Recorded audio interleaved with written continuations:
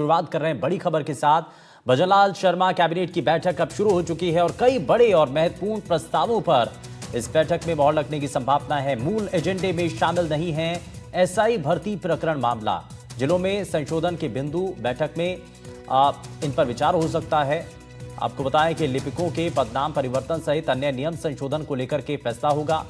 वहीं कैबिनेट बैठक के बाद मंत्रिपरिषद की बैठक भी है और साथ ही इस दौरान जो है जानकारी सामने आ रही है, क्योंकि बैठक में कई बड़े ऐसे मुद्दे हैं जिनको लेकर के बातचीत हुई है। सुशांत पारिक हमारे सहयोगी हमारे साथ जुड़ चुके हैं। सुशांत, क्या अभी तक इस बैठक को लेकर जानकारी?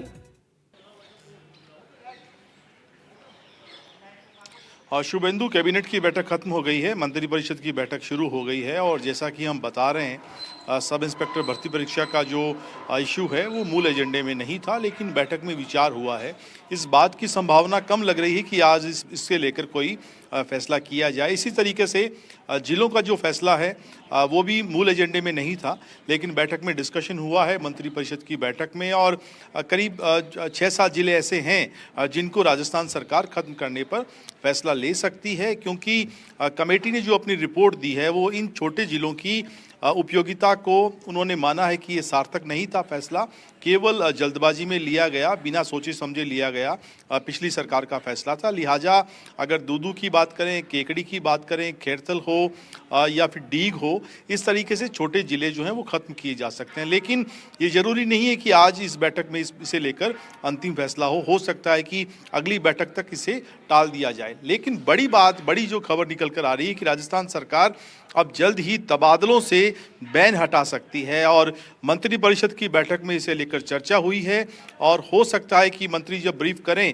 तब इस बात की जानकारी दें और एक कोई तारीख तय कर दी जाए जिसे उस तारीख के बाद फिर तबादलों से राजस्थान में बैन हट जाए, क्योंकि कर्मचारी वर्ग लंबे समय से मांग कर रहा है कि राजस्थान में अब तबादले जो होने चाहिए, खासतौर पे चाहे मेडिकल डिपार्टमेंट हो या फिर एजुकेशन डिपार्टमेंट हो, एक मांग जो है वो लगातार हो रही है। इसके अलावा कई दूसरे बड़े मुद्दे हैं। राइजिंग राजस्थान से जुड़े हुए मसलों पर चर्चा हुई है। भू आवंटन की प्रक्रिया को कैसे तेज किया जाए, इस बात को लेकर चर्चा हुई और जैसा कि हम बता रहे हैं कि लिपिक के पदनाम जो हैं उसे लेकर भी आज की इस बैठक में फैसला जो है वो हो सकता है।